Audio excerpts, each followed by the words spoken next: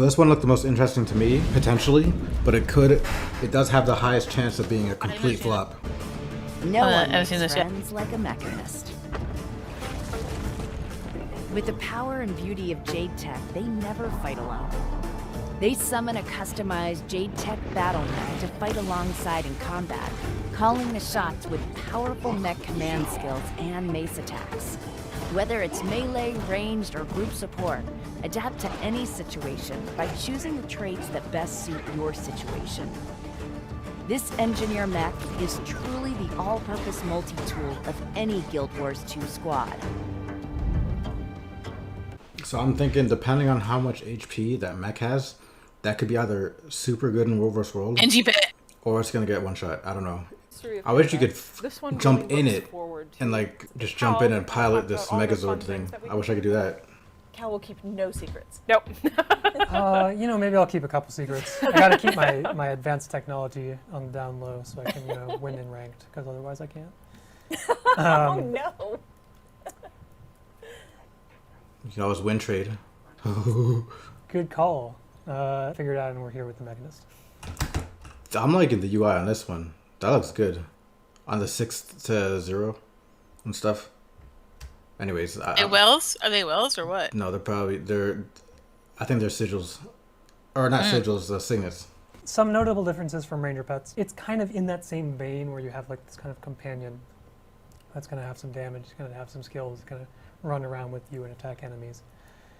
But it's not always active. So you see here, starting off, I do not have the mech active. It's going to be available via 100-second cooldown. This better have all the HP. Crash down. Obviously, the trade-off for this character is there's no tool belt skills. We're going to have some other uses for those keybinds.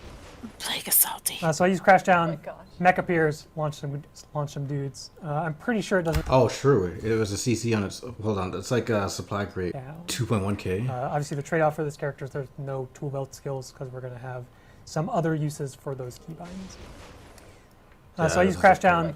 Mech appears, launch some dudes. I'm pretty sure it doesn't actually do a launch in competitive modes because we were really worried about that. Oh, so it only does damage. How's it going? Do whatever he wants. You know, oh, that's he does cool. in fact Movement. zoom around. You're not wrong. you know, Ranger players are used to this. Sometimes the pet AI kind of has a mind of its own. It has some ideas. As I'm switching out these traits, these skills are actually changing F1, F2, F. So the traits are literally just abilities? That's actually cool. So there's the opportunity to kind of define the mech and how you want it to play. In addition, it's going to have a couple baseline skills. So there we saw Jade Siphon. There's Rocket Punch. It also has a pretty standard auto attack chain, nothing too crazy. But outside of that, we're going to see, starting off with Rolling Smash. So makes sense. In Condi mech, it's going to do bleeding and some damage in there as well.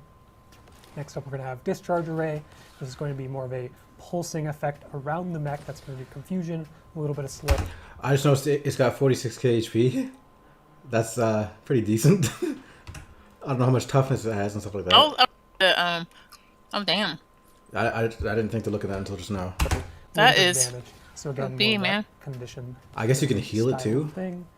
And finally, we're going to have the Jade Mortar. This is a pretty long-range skill, nice little World vs. World. kind of ballistic projectile there. We see daze, burning, some good damage. Also an explosion, that's relevant.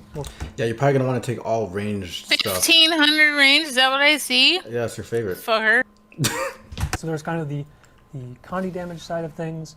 Move bottom row traits here is going to be more power damage, a bit more crowd control as well. So instead F1 looks we're cool going to in have action. access to Spark Revolver, and this is going to be a long range, kind of channeled, almost like that kind of rapid fire style of attack. In this case, it's going to be piercing, some good damage. We saw vulnerability that's coming. I mean, it's good, but with all the reflect bubbles up. And then just, you know, a solid long range damaging ability for the mech. The beam's cool. Give me more beams so they can't be reflected. This nice, very deliberate, well-defined charge up into that nice energy ball that does a nice, some CC in there, good damage. That's also an explosion. It's 1,200 finally, range. we're going to have Sky Circus. This is coming from Sky the Grandmaster Circus trait here. And this is going to be kind of a two-part attack where the mech's going to jump into the air, fire some projectiles, and it's also going to come crashing down. I wasn't close enough to my enemies, but it will come crashing down and kind of launch launch all of the nearby enemies in the radius. So if you take him out, then unlocks the mech command skill, explosive knuckle. Alright, so why wouldn't you just take out the NG pet? Because then you can't take it back out for another minute and a half. Well, I mean, I guess that's why it's got 40,000 health though, man. That's insane. No, that's nothing in group play. That because I mean, at least it's got range. You're probably gonna have to take all range skills, or else it will. If you try and go in with this, it's just how much health does a golem have? Like building Worldly World. How much health does a golem have? What in Wolver's World? Yeah, you know, people build fucking golems. How much health does it have? I actually don't know. Yeah, I don't know either. It's probably more than 40,000 though. I'll look that up while you watch. F1 skill is actually still going to be a bit more damage, but it is going to have weakness instead of, we saw, you know, condition damage or just more damage. Explosive knuckle. It's going to have this nice little dash in, get some weakness in there. This would be fun if they like fixed stronghold. This would be fun for that type of shit. Crisis zone. This is going to be self cleanse for the mech because it doesn't really have too much Connie removal. So a little bit of Connie cleanse there, but also some very good boons applied in a radius here. Aegis regen prot.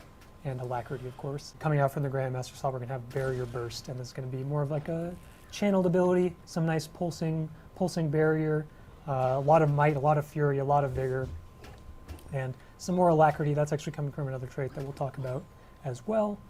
But there's kind of like the support kit of the mech. And obviously you can kind of mix and match these as you choose, depending on what you're looking for. Maybe for your support mech you want a little bit more crowd control, so you go and take, you know, core reactor shot and stuff. Alpha's 110,000 health. Outside of that, it's very much like a ranger pet. It does kind of... Omega's 240,000 it health. exists in the world. Okay. If it dies, it will go away. Obviously there's only one of them. There's no really pet swap mechanic or anything. The cooldown here is very long on death, that we're going to be looking at in tuning to figure out kind of what the right... That's probably too long, realistically. Because if you try and play in Wolver's World, it's not going to be that hard to kill 40,000. Like, people already complain that ranger pets die easily, so imagine having to wait. That's why I was like, that's why I was looking at the health. Then you're just going to be an NG with a damn mace. What are you going to do as an NG with a mace? Like, the whole... That's why I wish this was a build where you can pilot the actual suit, if you want to call it that, at that point.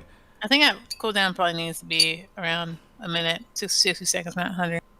We didn't want it to be always accessible. We wanted to create kind of a difference. How does the We're going to see what the Signets do then. They better be good. What does the mech pet character look like as opposed to the ranger? Instead of just making it, what's going to be this NG without the pet? Ranger, we wanted to kind of have a difference there. So the mace, it's kind of this, a little bit of a hybrid. There's a very small amount of support stuff going on here, but there's also some pretty good Conti damage. So here we see the auto attack. Confusion, and then some AoE barrier on the third hit there. Skill 2, we have Energizing Slam. Here's a little bit of mobility. Jump in, apply some Vuln, deal some damage, get some vigor. Solid skill. And finally, we have Rocket Fist Prototype. Here's a little bit of a ranged projectile attack. Get some more burning in there. Get a very short stun, and then also just some solid damage. And finally, we'll talk about the utility skills. So most importantly, Engineer finally has access to Signets, and is now an exclusive member of the 5 Signet Club. So now you can roleplay as your 5 Signet Warrior, but now you're an Engineer. And it turns out you also have a cool mech pack, so it's even cooler than 5 Signet Warrior. Here's the Heal Signet. It's kind of like a Heal Signet. Heal Pulse, and then active heals. This is obviously for both you and your mech. Important to kind of give a little bit of sustain for the mech, so it doesn't just fall over with kind of no access to any amount of healing. Next up, we have Barrier Signet. Here's some damage reduction on the passive. And this is also going to create a projectile hate dome. There's another one. Next up, we have Force Signet. Here's a stun break. Always useful. This is also going to create kind of a knockback. They fucking got a stun break. Either yourself or your mech. Cripple in there as well. Sorry, I'm snacking.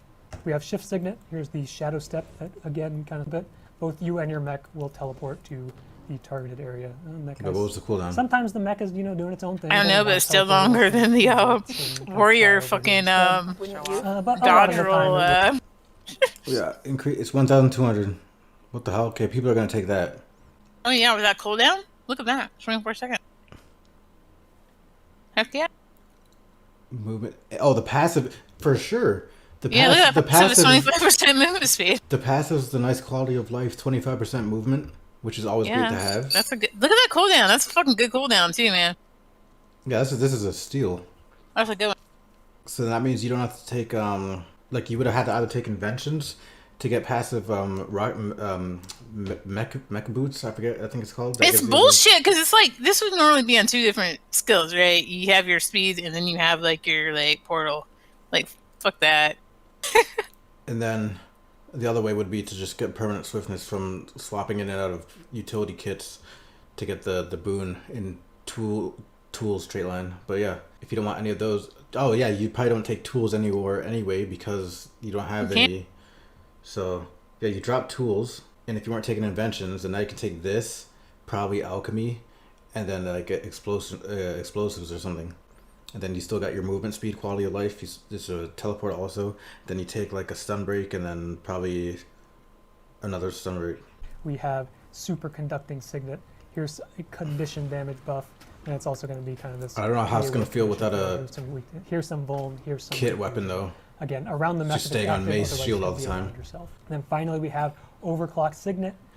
The passive here is that your other signet recharges are going to be reduced, so a little bit of value for pressing those. Alternatively, you can activate it to command your mech to use the Jade Buster Cannon. Super cool beam attack. It's burning in there, obviously a lot of damage. It actually looks cool. Yeah. Got stuck in the it's a beam too, so it can be reflected.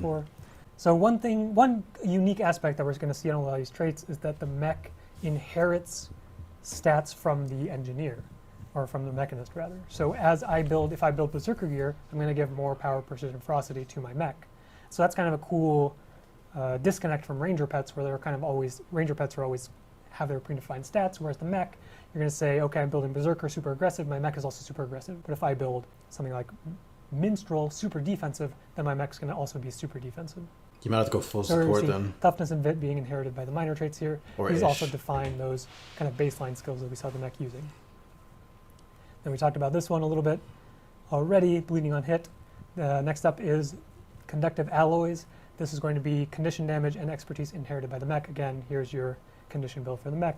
And finally, we have Jade Dynamo. This is kind of a two-part thing. This is super powerful trait here because it's actually going to allow your mech to inherit from the explosives trait line. There's obviously a lot going on here, so we'll save that for the latter half of the show. And this is also going to have a bonus effect where the mech will do stuff when it's not active on the field. Well, we'll hop back to Ruby for a little bit of a wrap-up here, and then we'll come back to plenty of excessive rambling for all of these elite specializations. So that was NG Mechanist. Looks like I have no opinion, so it's all you. I mean, it looks like it's got some fun ideas there. I mean, depending on how you build in World vs. World, you might be able to make something work here without it getting one shot. As far as the mace shield goes, I might just do like a rifle or something, unless like the support of, because it's only really the mace. The shield, everybody knows what the shield does already. And to play World vs. World with a melee weapon, as we've seen, not everybody can do. As far as like actual build goes, like it's not possible. And I don't feel like in World vs. World, the mace main hand is going to be doing a lot. So probably rifle. The robot thing just looks fun. Again, I wish you could like pilot it. I wish they went that direction with it, but even without, more interesting than ranger pets. So I'm going to end the technical video here. So yeah, NG, Mechanist.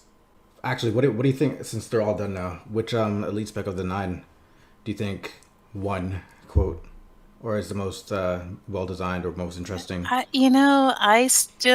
think for me, the one that seemed most interesting is the Mesmer, because I really wanted the Ellie. I was excited about the Ellie, but I was fucking, like, disappointed. Yeah. If they fix it, maybe, but as it stands now, Mesmer, what about you? Bottom 3 for me, Harbinger, Rev, and Thief are my bottom 3. Harbinger, the next one up, Revenant, then Thief, and then I would go probably Ellie, unless I'm playing at core or dual dagger, then that's actually pretty good. Warrior next, believe it or not, because now that I played it, I don't think they're going to fix what needs to be fixed for me to regain interest. Probably Ranger next, then NG, then Mesmer, and then Willbender first. I think I got all of them. Believe it or not, I think I'm kind of interested in the Guardian a bit. I know I am. The reason why I'm hyped about Guardian because I liked it in the current state. Everything else, I don't think I could say that for so far. So anyways, yeah, so that was all the 9 elite specs. The beta's coming up next week. We're going to try them. I'm going to try mostly NG, unless it's that bad. Then I'll probably just convert over to Ranger. But I'm going to try both of those probably. Yes! Probably not going to touch Thief, but...